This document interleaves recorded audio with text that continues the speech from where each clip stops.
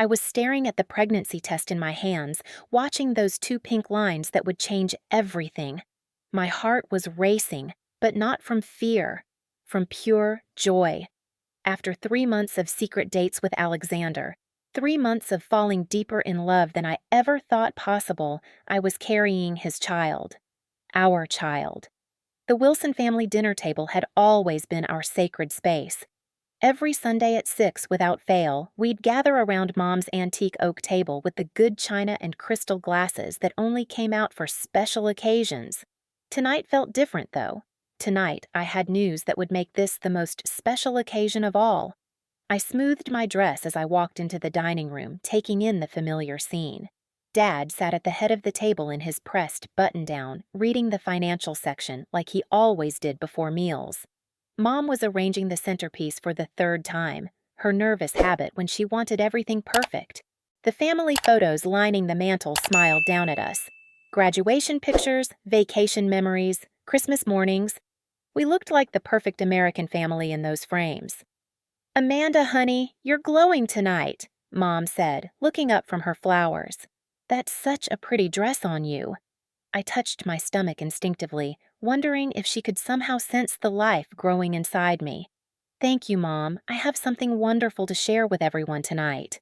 Dad folded his newspaper with that crisp sound I'd heard 1,000 times before. "Business going well at the gallery?" His eyes held that calculating look he got whenever money was mentioned. Ever since I'd started working at the Contemporary Art Gallery downtown, he'd been obsessed with my networking opportunities and whether I was meeting the right kind of people. "Actually, it's not about work." I took a deep breath, feeling the excitement bubble up in my chest. "I'm pregnant." The silence that followed felt like stepping into a vacuum. Mom's hand froze halfway to her wine glass. Dad's expression didn't change, but I caught something flicker across his face. Something cold that made my stomach clench. "Pregnant?" Mom's voice came out as barely a whisper.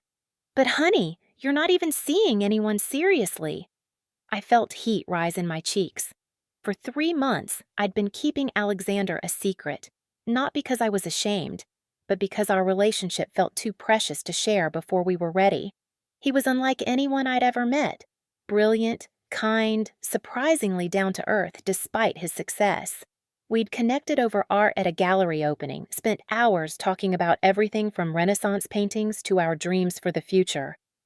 "I am seeing someone. His name is Alexander Mitchell. We've been together for 3 months, and he's—" "Mitchell?" Dad's fork clattered against his plate. "As in Mitchell Holdings?" I nodded, suddenly wary of the sharp interest in his eyes. "Yes, he owns several companies. But Dad, that's not what matters. What matters is that I love him, and he loves me, and we're going to have a baby." Mom and Dad exchanged a look across the table, one of those married couple communications that happened without words. But this wasn't their usual silent coordination. This was something else entirely. "Sweetheart," Mom said in that overly gentle tone she used when she thought I was being naive, "are you absolutely certain about this man's intentions?" "What do you mean?" Dad leaned forward, his businessman mask sliding into place. "Amanda, men like Alexander Mitchell don't date gallery assistants for their hearts. They date them for other reasons, if you understand what I'm saying." The words hit me like a physical blow. "Dad, he's not like that. You don't even know him." "I know his type," Dad continued, his voice growing colder. "I've read about him in the financial papers. These billionaire playboys, they collect beautiful young women like art pieces. They make promises they never intend to keep." I stood up so quickly my chair scraped against the hardwood floor. "You're wrong. Alexander isn't like that. He's genuine and caring and—" "And where is he tonight?" Mom interrupted softly. "If he's so caring, why isn't he here with you, sharing this news with your family?" I opened my mouth to explain that we'd planned to tell our families together next week, that Alexander was out of town on business, that this moment had felt too perfect to wait. But their expressions, pitying, knowing, like they were watching me live out some predictable tragedy, made the words die in my throat. "I think you should be very careful, honey," Dad said, reaching for his wine glass with steady hands. Men like him have teams of lawyers. If there is a child, if he even acknowledges it's his, you'll be lucky to get basic support payments. The if hit me like ice water. If there is a child, if he acknowledges it's his, as though Alexander would somehow deny our relationship, our love, our baby. You're both wrong, I whispered, but my voice sounded small even to my own ears. Over the next few weeks, the doubt crept in like poison. Every time Alexander's calls went to voicemail because of his business meetings, I heard Dad's voice. Where is he tonight? Every time our dinner plans changed because of his schedule, I remembered Mom's pitying expression. When he traveled to New York for a week-long acquisition deal, I found myself staring at my phone, counting the hours between his texts. My parents' concern felt like love at first. Mom would make my favorite tea and settle beside me on the couch, stroking my hair like she had when I was little. I just don't want to see you get hurt, baby girl. You're so trusting, so pure-hearted. The world isn't always as good as you want it to be. Dad would pull me aside after dinner, his hand gentle on my shoulder. I've been asking around about Mitchell, sweetheart. The stories I'm hearing. I just want you to be prepared. Promise me you'll protect yourself. But their gifts came with strings attached. The prenatal vitamins arrived with articles printed from the internet, stories about billionaires who'd abandoned pregnant girlfriends, lawsuits over paternity, young women left with nothing. The baby books were accompanied by business cards for lawyers who specialized in protecting women's interests in high-stakes relationships. We're not saying he's a bad person, Mom would insist whenever I protested. We're just saying you need to be smart about this. Think with your head, not just your heart. The worst part was how they made me feel guilty for defending him. When I'd argue that Alexander had never been anything but loving and honest with me, they'd get that look, patient, sympathetic, like I was a child insisting that monsters weren't real while they could clearly see one lurking in the shadows. Of course he's been wonderful to you, Dad said one evening as we sat in his study. That's how these men operate. They're charming, they're generous, they make you feel special, until they don't need you anymore. I wanted to call Alexander to hear his voice reassure me that everything my parents were saying was wrong, but he was in back-to-back meetings, launching a new subsidiary, dealing with problems that seemed too big and important for me to interrupt with my emotional insecurities. The space between his world and mine had never felt wider. My sister Rachel came to visit on a Tuesday, ostensibly to congratulate me, but really to add her voice to the growing chorus of concern. She perched on my bed like she had when we were teenagers, but instead of sharing secrets about boys from school, she was interrogating me about my billionaire boyfriend. Amanda, I love you, which is why I have to ask. Are you sure you're not being naive about this situation? I was folding baby clothes I'd bought earlier that week, tiny onesies in soft yellows and greens. Holding them made the baby feel real in a way that nothing else did. I'm not naive, Rachel. I'm in love. But what do you actually know about his life? His friends? His family? Have you met anyone from his world? The question hit harder than I wanted to admit. Alexander and I spent most of our time together in quiet restaurants, walking through art galleries, or at my apartment. He'd mentioned family in Europe, business associates, a social circle that seemed vast and complex, but I hadn't met any of them yet. We're taking things slow, I said, but the words sounded weak. Slow? Amanda, you're having his baby. How much slower can you take things? That night, I called Alexander for the first time in 3 days. When he answered, his voice was tired, distracted.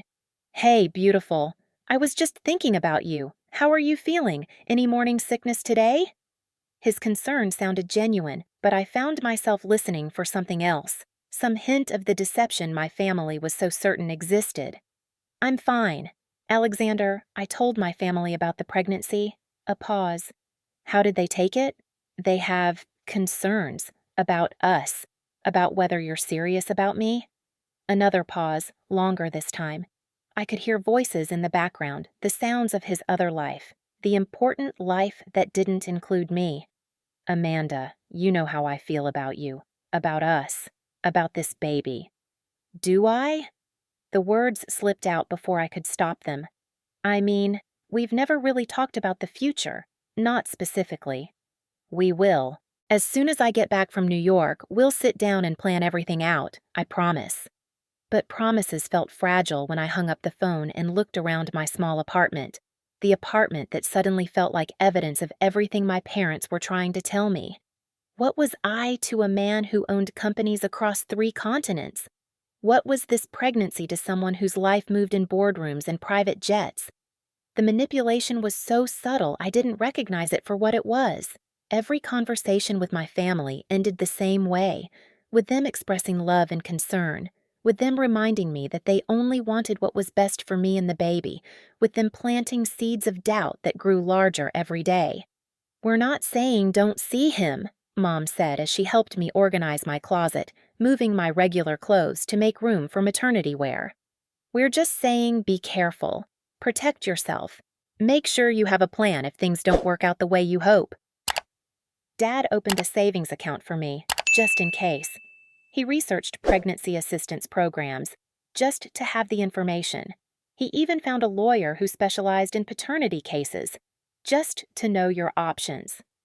Every just in case felt like a vote of no confidence in Alexander, in our relationship, in my ability to judge people's character. "I raised you to be independent," Dad said one morning over coffee. "That doesn't change because you're pregnant. If anything, it becomes more important. You can't rely on someone else to take care of you and the baby. You have to be able to take care of yourself." The words made sense.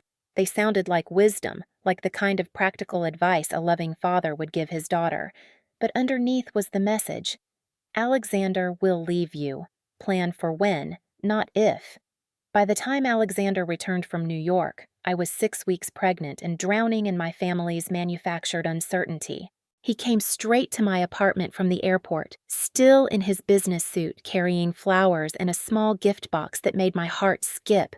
"I missed you," he said, pulling me into his arms. "I missed both of you." His hand found my stomach, still flat but somehow different now that we knew what was growing inside. The gift was a locket, antique, beautiful, with a tiny photo of an ultrasound inside. "I know it's early for pictures, but I wanted you to have something to remind you that I'm thinking about this baby every minute of every day." I should have melted. 3 weeks ago, I would have. But my family's voices were too loud in my head, their doubts too embedded in my thoughts. "Alexander, we need to talk about the future, about what this really means."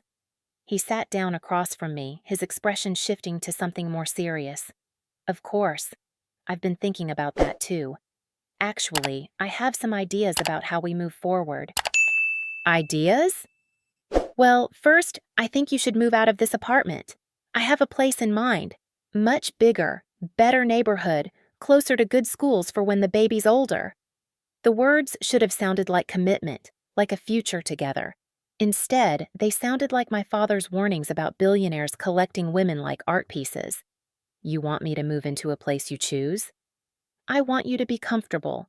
I want you to have everything you need." He reached for my hands. "Amanda, I know this is complicated. I know my life, my responsibilities. They make things more difficult than they should be. But I care about you.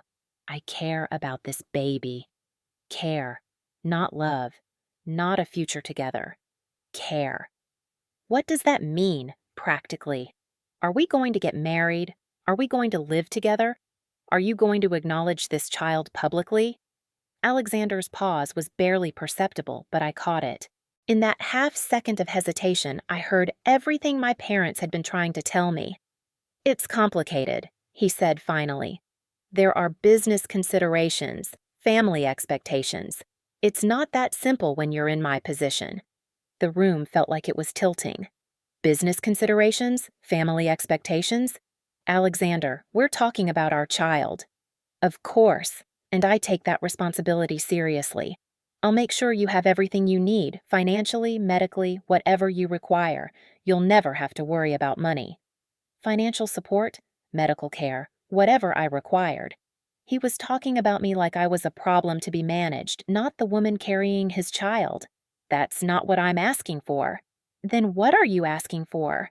I stared at him, this man I'd thought I loved, trying to find the person I'd shared the last 3 months with. I'm asking if you love me, if you want a life with me, if this baby means something more to you than just a responsibility to manage. Another pause. Shorter this time, but devastating. Amanda, what we have is special, but my life, it's not simple. There are expectations, obligations. I can't just ignore them. I felt something break inside my chest, not just my heart, but my faith in my own judgment. My parents had been right. They'd seen what I'd been too naive, too hopeful, too trusting to see. I think you should go, I whispered. Amanda, don't do this. Let's talk about this rationally. Rationally? I stood up, my legs shaky but my voice growing stronger. You want to talk rationally about how you're ashamed of me? How I'm not good enough for your family expectations? How our baby is just a business consideration? That's not what I said. It's what you meant. He left that night with promises to call, to work things out, to find a solution that worked for everyone. But I knew, with the terrible clarity that comes from having your worst fears confirmed, that there was no solution. There was just reality. The reality my parents had been trying to prepare me for all along. I was 6 weeks pregnant, alone, and completely humiliated by my own poor judgment. The next morning, I found my parents in the kitchen, sharing coffee and concerned glances over the newspaper. They looked up when I walked in, and I saw it immediately, the relief in their eyes. They knew without me saying a word that they'd been right. "Oh, sweetheart," Mom said, standing to wrap me in her arms. "I'm so sorry." "You tried to warn me," I said into her shoulder, breathing in the familiar scent of her perfume. "I should have listened." "You were in love," Dad said gently. "Love makes us hopeful. It's not your fault that he took advantage of that." They didn't say, "I told you so." They didn't lecture me about the mistakes I'd made. Instead, they rallied around me with the fierce protectiveness of parents whose child had been wounded. They made appointments with doctors, researched parenting classes, started planning for a future that included their grandchild, but not Alexander Mitchell. "We'll get through this together," Mom promised. "You and the baby will always have a home here." For 2 months, it felt like salvation. My parents transformed into the perfect support system. Patient, understanding, endlessly helpful. They drove me to doctor's appointments, helped me research baby gear, even started converting the guest room into a nursery. But slowly, things began to shift. It started with little comments. "You're showing already? You might want to start shopping for looser clothes." "Should you be eating that much salt? The baby book says pregnant women need more rest. Maybe you should cut back your hours at the gallery." The suggestions felt caring at first. My parents had raised 3 children. They knew what they were talking about. But gradually, the suggestions became requirements. The caring began to feel like control. "I don't think you should be driving so much," Dad said when I mentioned meeting friends for dinner. "Your reflexes aren't what they should be right now." "Maybe you should reconsider working," Mom added. "The stress can't be good for the baby. Besides, we can support you." The gallery was the one piece of my life that still felt like mine. I loved the work, the art, the independence of earning my own paycheck. But my parents made it sound selfish to want to keep working, dangerous to prioritize my own desires over the baby's needs. "We're just worried about you," Mom said when I protested. "You're not thinking clearly right now. Pregnancy hormones can affect judgment." Pregnancy hormones. The explanation for every decision they disagreed with. Every moment of independence they wanted to curtail. If I wanted to work late, it was pregnancy hormones making me reckless. If I wanted to go out with friends, it was pregnancy hormones making me irresponsible. If I questioned their advice, it was pregnancy hormones making me emotional and irrational. "We only want what's best for you and the baby," became their answer to every protest. The isolation happened gradually. Friends stopped calling when I canceled plans repeatedly due to my parents' concerns about my health. Coworkers grew distant when I started leaving early or calling in sick based on my family's assessment of what I could handle. My world shrank to the boundaries my parents set, and somehow I began to believe that was normal, necessary, protective. Alexander called again, Dad mentioned one evening as we sat in the living room. I was knitting, something Mom had insisted I learn for the baby, while they watched the news. My hands stilled on the needles. He did? Third time this week. I told him you weren't available to speak with him. Dad, you can't just... He had his chance, Amanda. He made his choice. You don't need that kind of stress right now. But what if he's changed his mind? What if he wants to work things out? Mom looked up from her magazine, her expression patient but firm. Sweetheart, men like him don't change their minds. They just feel guilty and want to ease their consciences. Talking to him will only upset you, and that's not good for the baby. Everything came back to the baby. Every decision, every restriction, every choice taken away from me was justified by what was best for my unborn child. And how could I argue against that? What kind of mother would put her own wants ahead of her baby's needs? But late at night, lying in my childhood bedroom, the room I'd moved back into temporarily at 8 weeks pregnant, I wondered if this was really about protecting the baby, or about something else entirely. I wondered why my parents seemed so invested in keeping Alexander away, in making sure I remained dependent on them, in treating me like I was incapable of making my own decisions. I wondered, but I didn't have the courage to ask.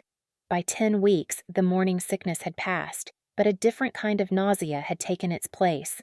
It was the sick feeling of watching my life shrink day by day, of losing pieces of myself that I couldn't figure out how to reclaim. I'd quit the gallery, not because I wanted to, but because my parents' daily concerns about my health made it impossible to focus on work. I'd stopped seeing friends, not because I didn't miss them, but because every social invitation came with a lecture about exposing myself and the baby to germs, stress, bad influences. I'd become exactly what my parents wanted, completely dependent on them, completely isolated from anyone who might offer a different perspective, completely convinced that I was incapable of taking care of myself. The morning everything changed started like any other. I was in the kitchen making tea, herbal because caffeine was now forbidden, when I heard Dad on the phone in his office. The door was partially open and his voice carried down the hall.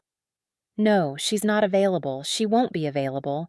Yes, I understand you're concerned, but she's made her decision. Look, Mitchell, you had your chance. You chose your business over my daughter. Now she's moved on.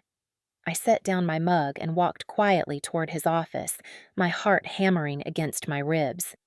She doesn't want to speak with you, Dad continued. She's building a new life for herself and the baby. A life that doesn't include you. No, I will not give her the message. She's been through enough. I pushed the office door open just as Dad was hanging up the phone. He looked up, startled, his face flushing when he saw my expression. Was that Alexander? Amanda, you shouldn't be... Was that Alexander calling for me? Dad's jaw tightened.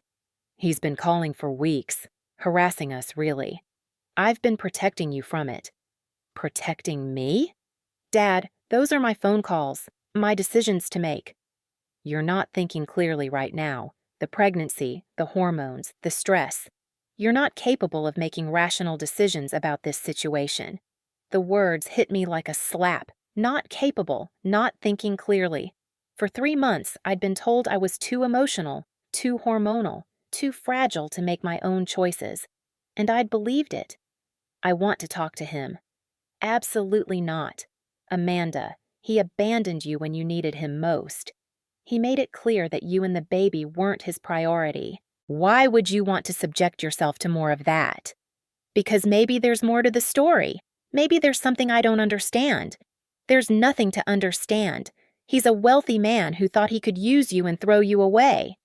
End of story. But as I stared at my father's face, I saw something that made my blood run cold. There was no sadness there, no protective concern. There was satisfaction, triumph even. You're enjoying this, I whispered. What? You're enjoying keeping him away from me. You're enjoying having me here, dependent on you, isolated from everyone else. That's ridiculous. Everything we've done has been for your own good. Has it? Or has it been for your good, for your control? Dad stood up behind his desk, his expression hardening into something I'd never seen before. "You're being hysterical, Amanda. This is exactly why you can't be trusted to make decisions right now." Hysterical. The word that had been used to dismiss women's feelings for centuries. The word that meant I was too emotional, too irrational, too female to be taken seriously. "I want his phone number." "You're not getting it." "It's not your choice to make." "It is when you're living in my house, dependent on my support, carrying a child that I'll be helping to raise when he disappears again." The truth hit me like ice water. This wasn't about protecting me or the baby. This was about ownership, about keeping me small and dependent and grateful, about ensuring that I never had the strength or support to leave again. I was 12 weeks pregnant, living in my childhood bedroom, completely cut off from the outside world, and I was starting to realize that my parents hadn't rescued me from a manipulative billionaire. They'd rescued me for themselves. The realization that my parents had orchestrated my isolation hit me like a physical blow. Standing in Dad's office, staring at his satisfied expression, I felt the fog of manipulation finally lifting from my mind. For 3 months, I'd been living in a carefully constructed prison, and I'd been so grateful for the bars. That night, I lay in my childhood bed, the bed I'd been convinced was temporary, and everything clicked into place. The constant monitoring of my health, the restrictions on my activities, the systematic cutting off of my support system. They hadn't been protecting me from Alexander. They'd been protecting their control over me from him. I thought about every phone call Dad had intercepted, every message he'd blocked. What if Alexander had been trying to reach me this entire time? What if his hesitation that night wasn't about shame or business considerations, but about navigating a complicated situation I didn't understand? The next morning, I waited until both parents left for work before I started my investigation. I found Dad's personal phone in his study and scrolled through the call log. Alexander's number appeared dozens of times over the past 3 months, sometimes multiple calls per day. The most recent was yesterday morning. My hands shook as I dialed the number. "Alexander Mitchell's office, this is Sarah." "Hi, this is Amanda Wilson. I need to speak with Alexander, please." A pause. "Ms. Wilson?" "Oh my God, we've been trying to reach you for months. Mr. Mitchell has been— hold on, let me get him immediately." The phone clicked, and within seconds, Alexander's voice came through, urgent and breathless. "Amanda? Jesus, Amanda, where have you been? I've been calling constantly. I even went to your apartment, your gallery. They said you'd quit without notice. I thought something had happened to you." I pressed my hand to my mouth, tears already starting. "My parents. They've been intercepting your calls. They told me you didn't want to speak to me." "What?" "Amanda, I've been trying to reach you every day. When you asked me to leave that night, I thought you needed space to think. But then you just disappeared. Your parents kept saying you didn't want to see me, that you'd moved on." "I haven't moved on. I've been here, isolated, thinking you'd abandoned us." "Us?" I took a shaky breath. "The baby. Alexander, it's twins." Silence. Then, "Twins? Amanda, why didn't you tell me?" "I tried. I wanted to, but my parents convinced me you wouldn't care, that you'd already made your choice to walk away." "I never walked away. Amanda, that night when we argued, I was trying to figure out how to merge our lives, not separate them. Yes, my family has expectations. Yes, there are business complications, but none of that matters more than you and our children." Our children. The words hit me like warm sunlight after months in shadows. "I need to see you," I whispered. "Where are you? I'm coming right now." I gave him the address, then hung up and stared at myself in the hallway mirror. I looked pale, thin despite the pregnancy, exhausted in a way that went deeper than physical tiredness. I looked like a person who'd been slowly disappearing. Alexander arrived within the hour, when I opened the door and saw him standing there, real, solid, concerned. I almost collapsed with relief. He caught me in his arms, and for the first time in months, I felt safe. God, Amanda, what have they done to you? They made me believe you didn't want me. They made me believe I was incapable of making my own decisions. They convinced me I needed their protection. He held me tighter. From what? From you, from the world, from myself. I pulled back to look at his face. Alexander, that night when I asked what this meant, I was scared because they'd spent weeks telling me you'd abandon me. They'd filled my head with stories about billionaires who collect women and discard them. And I played right into their narrative. His expression darkened with understanding. When I talked about complications and expectations, I was trying to be honest about the challenges we'd face. I should have led with the fact that I love you, that I want to marry you, that I want to build a life together. You want to marry me? Amanda, I bought a ring 3 days after you told me you were pregnant. I've been carrying it around for months, waiting for the right moment to ask. I thought the right moment was after I'd figured out how to protect you from the media attention, the family drama, all the complications that come with my world. I wanted to have solutions before I made promises. I started crying then, months of suppressed hope and fear and confusion pouring out all at once. I thought you were ashamed of me. Ashamed? Amanda, I'm terrified of the opposite, that you'll be ashamed of me when you see what my life really looks like. The scrutiny, the pressure, the way people will judge you and our children. I wanted to shield you from all of that. I don't need shielding. I need honesty. I need partnership. Then marry me. He dropped to one knee right there in my parents' foyer, pulling out a ring box that looked worn from months of carrying. Marry me, Amanda. Let's figure out everything else together. I said yes through my tears, and as he slipped the ring onto my finger, I felt like I was waking up from a nightmare that had lasted months. We spent the rest of the morning making plans. Alexander had maintained an apartment near the city specifically so he could be close when I was ready to see him. He'd already set up accounts for the baby's education, medical care, anything they might need. He'd been preparing for our future while I'd been convinced he wanted no part of it. I should have fought harder to reach you, he said as we sat on the porch swing, my hand in his. I should have known something was wrong when you just vanished. They're very good at manipulation, I said, the truth of it still sinking in. They made it seem like love, like protection. I thought I was lucky to have parents who cared so much. We need to get you out of here. I know, but Alexander, when they find out about us, about the engagement, they're going to be furious. They've invested months in keeping us apart. Let them be furious. You're an adult, Amanda. You don't need their permission to live your life. Ha! But even as I nodded, I felt the familiar anxiety creeping in. 3 months of conditioning didn't disappear in one morning, no matter how clear the revelation. My parents returned home that evening to find Alexander's car in their driveway and me sitting in the living room with my hands folded, the engagement ring clearly visible. The explosion was immediate and devastating. What the hell is he doing here? Dad's voice was cold fury as he stormed into the room. Alexander and I are engaged, I said, trying to keep my voice steady. We're getting married and we're moving in together. Mom sank into a chair, her face pale. Amanda, honey, you can't be serious.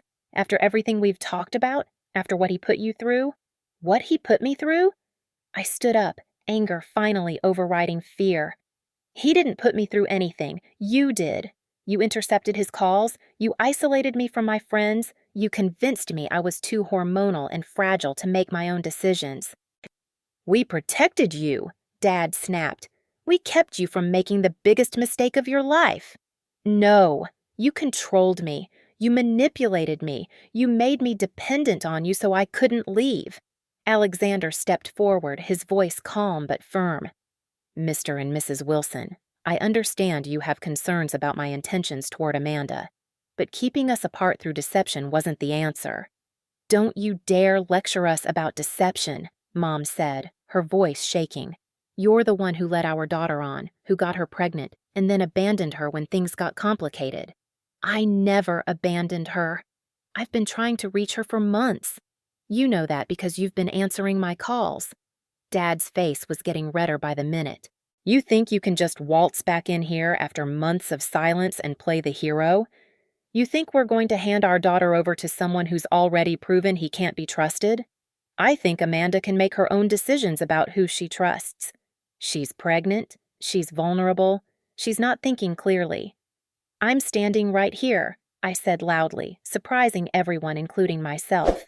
I'm standing right here, and I'm perfectly capable of thinking clearly. I'm capable of making my own decisions. I'm capable of deciding who I want to be with and how I want to live my life. You're making a mistake, Mom said, tears starting down her cheeks. A terrible mistake. When he leaves you again, and he will, we might not be here to pick up the pieces. The threat was clear, and it hit exactly the way it was supposed to. The fear of being completely alone, of having no safety net, of failing as a mother because I'd chosen wrong. It all crashed over me at once. But this time, I had Alexander's hand in mine, and I could see the manipulation for what it was. Then I guess I'll have to make sure I don't need anyone to pick up the pieces, I said quietly. I went upstairs and packed my things while my parents stood in the hallway, alternating between angry accusations and tearful pleas. They threatened to cut me off financially, to never speak to me again, to refuse to have any relationship with their grandchildren. You're choosing him over your family, Mom sobbed. I'm choosing myself, I replied.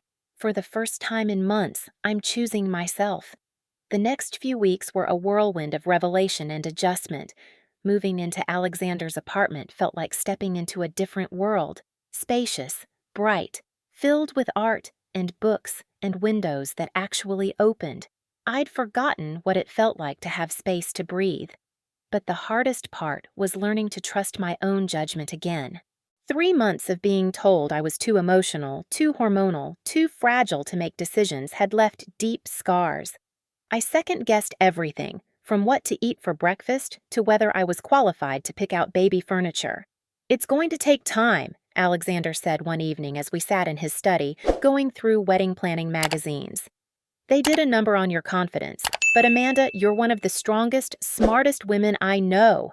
You'll remember that. What if they were right about some things? What if I am making poor decisions? Like what? I gestured around the beautiful apartment, at the magazines full of expensive wedding venues, at the life I was stepping into. Like this. Like marrying someone whose world I don't understand. What if I'm not cut out for this? Alexander set down his magazine and turned to face me fully. Do you love me? Yes. Do you want to build a life together, raise our children together, face whatever challenges come our way together? Yes. Then you're cut out for this. Everything else, the money, the media attention, the social expectations, that's just logistics. We'll figure it out as we go. It was exactly what I needed to hear, and exactly what my parents had never said. They'd focused on all the reasons why things wouldn't work, all the ways I could fail, all the protections I needed from a world that was supposedly too dangerous for me to navigate. Alexander focused on possibilities, on partnership, on trust in my ability to adapt and grow. 3 weeks after I moved out, my parents' phone calls started. At first, they were angry, accusing me of being ungrateful, of abandoning my family for a man who would inevitably disappoint me.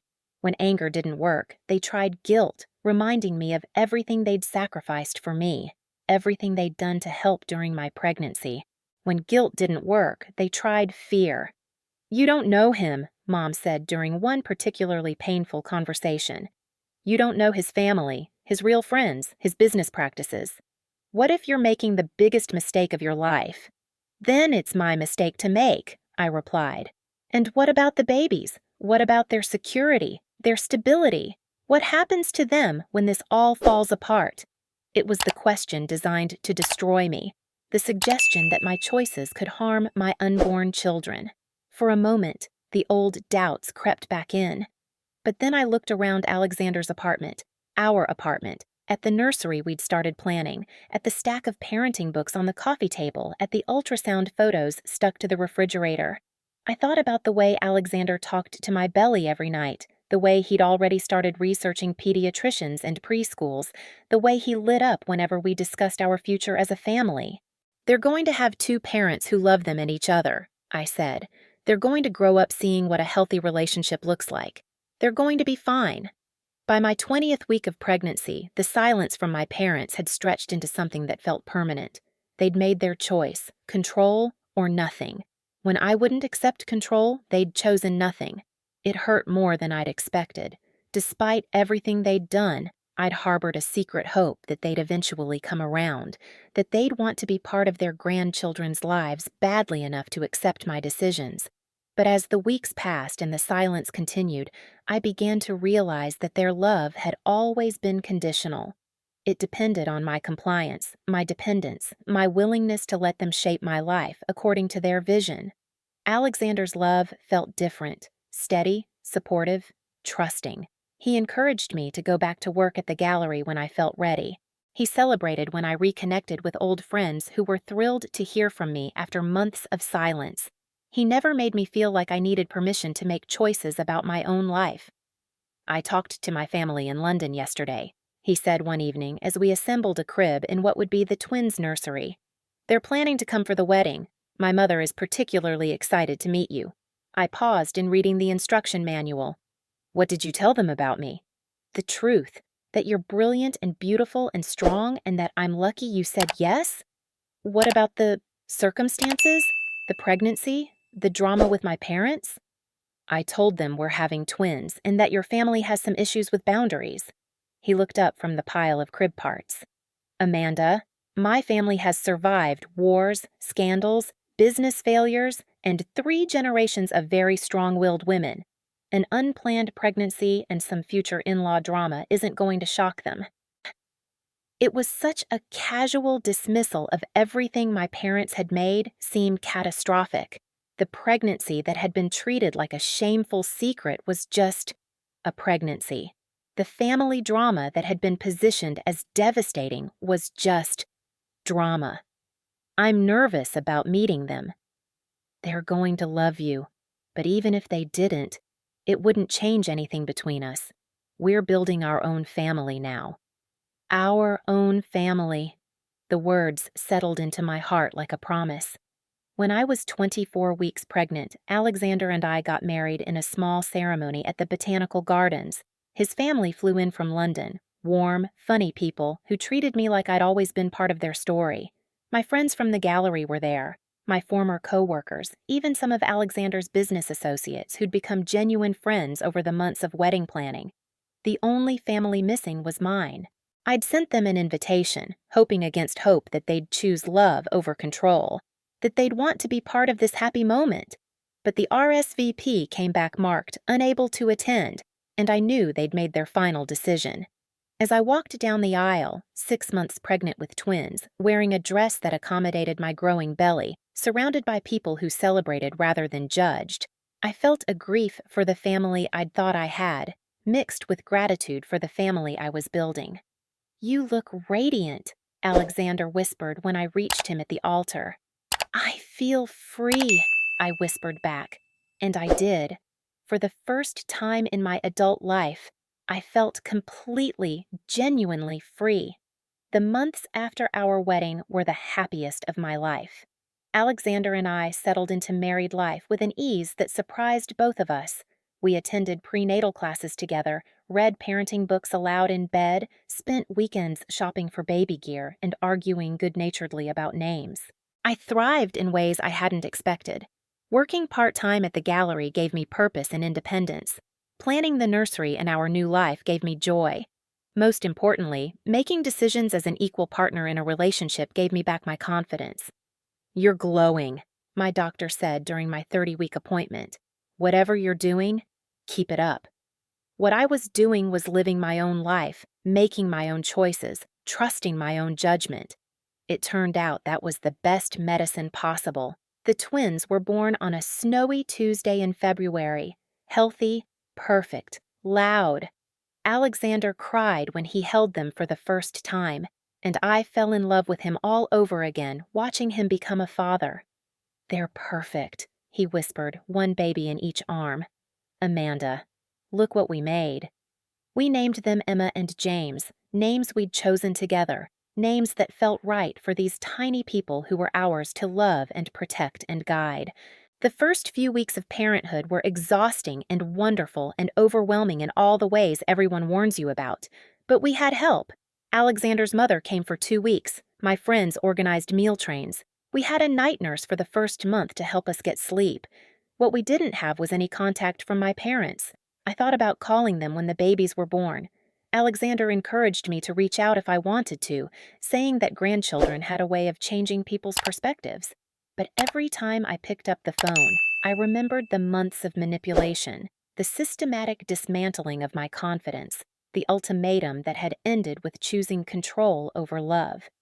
They made their choice, I told Alexander one night as we did the midnight feeding together. They chose control over their grandchildren. That's on them, not me. He nodded, bouncing Emma gently as she finished her bottle. You gave them every opportunity to be part of this. You can't force people to choose love. When the twins were 6 weeks old, Alexander surprised me with a weekend trip to a bed and breakfast in Vermont. His mother watched the babies, and for 2 days we remembered what it felt like to be a couple as well as parents. I have something to tell you, Alexander said as we sat by the fireplace on our last evening, sharing a bottle of wine, my first alcohol in over a year. Good something or bad something? Good something. Great something, actually. He was grinning in a way that made my heart speed up. The Mitchell Foundation is expanding its operations. We're opening a new branch focused on family services, helping parents in crisis, supporting children in difficult situations, that kind of thing. That's wonderful. You'll be amazing at that. I want you to run it. I nearly choked on my wine. What? Amanda, you understand family trauma in a way most people don't. You've experienced manipulation, isolation, the way families can damage each other in the name of love. Who better to help other people navigate those situations? I don't have experience in you have the most important experience there is. You survived it. You broke free. You chose to build something better. He leaned forward, taking my hands. You could help so many people, Amanda. Parents who've been cut off from their children, adult children trying to escape toxic families, kids caught in the middle of family dysfunction. The idea was terrifying and exhilarating at the same time.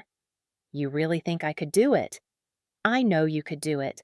I've watched you rebuild your confidence, make decisions, trust your own judgment. You're stronger than you know. It was exactly what I needed to hear, and exactly what I'd been afraid to hope for. A chance to turn my painful experience into something meaningful, something that could help others. Yes, I said, surprising myself with how quickly the decision came. Yes, I want to do this. 3 months later, I was running the Mitchell Family Foundation's new crisis intervention program. We provided counseling for families in conflict, support groups for people who'd been estranged from their families, legal assistance for parents trying to maintain relationships with their children. It was challenging work, but it felt like purpose. Every person I helped escape a manipulative family situation. Every parent I counseled through the grief of necessary estrangement. Every child I helped understand that sometimes love means setting boundaries. It all felt like turning my pain into power. The irony wasn't lost on me that I was now helping other people navigate exactly the situation my parents had put me in. The difference was that I encouraged people to trust their own judgment, to make their own decisions, to seek support without giving up control. When the twins turned 1, we threw a party in our backyard. Nothing fancy, just friends and family and cake and chaos. Watching Emma and James toddle around the garden, secure in the love of their extended chosen family, I felt a deep peace about the choices I'd made. Any regrets? Alexander asked as we cleaned up streamers and wrapping paper that evening. About what? Leaving your parents, starting over. All of it. I looked around at our home, filled with photos of our little family, children's toys scattered across expensive rugs, evidence of a life built on love rather than control. No regrets, I said. None at all. It was then that the doorbell rang. Alexander went to answer it while I finished loading the dishwasher. I heard voices at the front door. His voice, calm and questioning, and another voice that made my blood freeze. Please, we just want to see our daughter and our grandchildren. Mom. I walked slowly toward the front door, my heart hammering.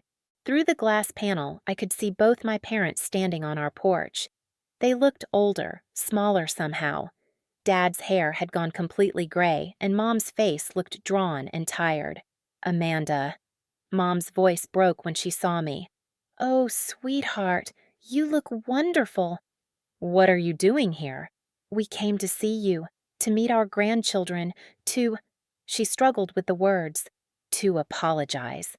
Dad stepped forward, looking uncomfortable but determined. "We heard about your work with the foundation, about the Family Crisis Intervention Program. We started to understand some things." I stared at them, feeling Alexander's steady presence beside me. "What things?" "That maybe we were the crisis," Mom whispered. "That maybe we were the ones causing the damage we thought we were protecting you from." The admission hung in the air between us. Part of me, the part that had always craved their approval, wanted to invite them in immediately, to forgive and forget, to have my parents back in my life. But I'd learned to trust my instincts, and my instincts said to be very, very careful. "It's taken you 2 years to figure that out?" "We were angry," Dad said. "We thought you'd chosen him over us. We thought if we waited long enough, you'd realize your mistake and come home." "But you didn't come home," Mom added. "You built a beautiful life. You got married, had babies, started a career helping people. You didn't need us to rescue you because you didn't need rescuing at all." "No," I said quietly. "I didn't." "We're proud of you," Dad said, and his voice was thick with emotion.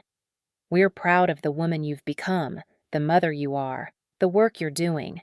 We're proud, and we're sorry."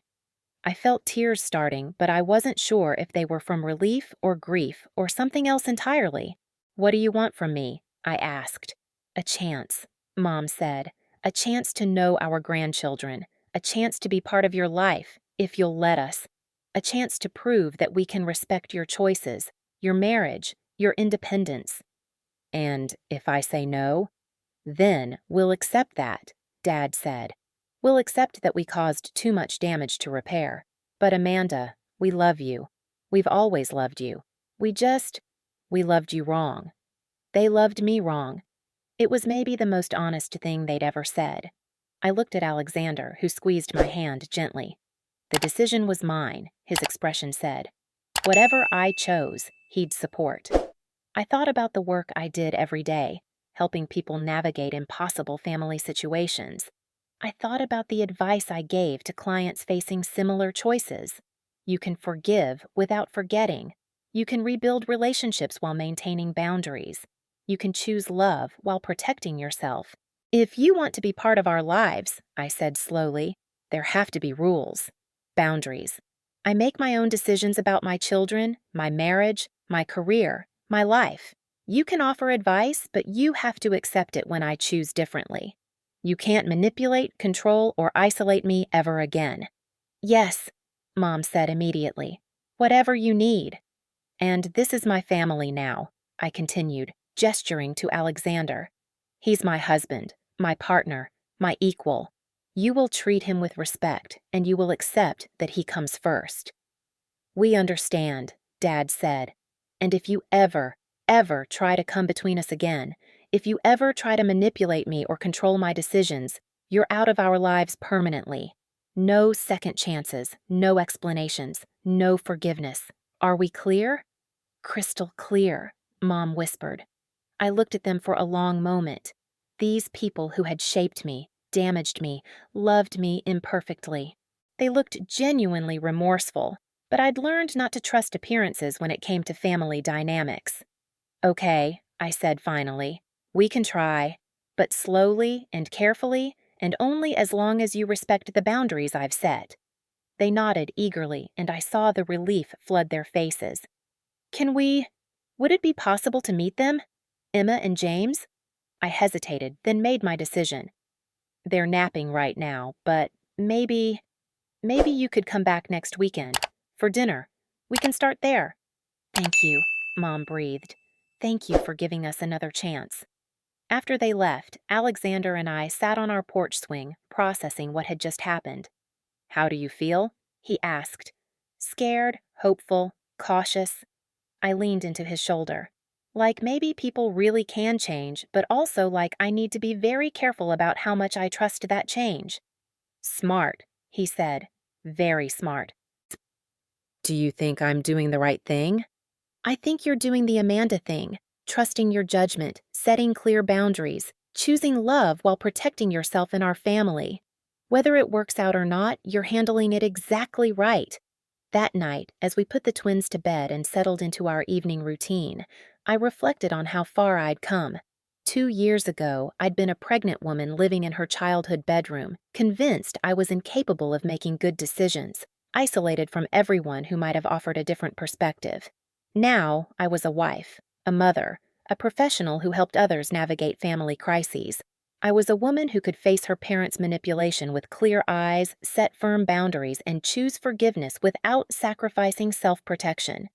I had built exactly the life I wanted, with exactly the partner I chose, surrounded by people who respected my autonomy and celebrated my strength. And if my parents could find a way to be part of that life while respecting the boundaries I'd set, then maybe we could rebuild something new together, something healthier, more honest, more respectful than what we'd had before. But if they couldn't, I knew with absolute certainty that I would be fine. I had learned the most important lesson of all. I didn't need anyone's permission to live my own life, and that knowledge was the greatest freedom I'd ever known.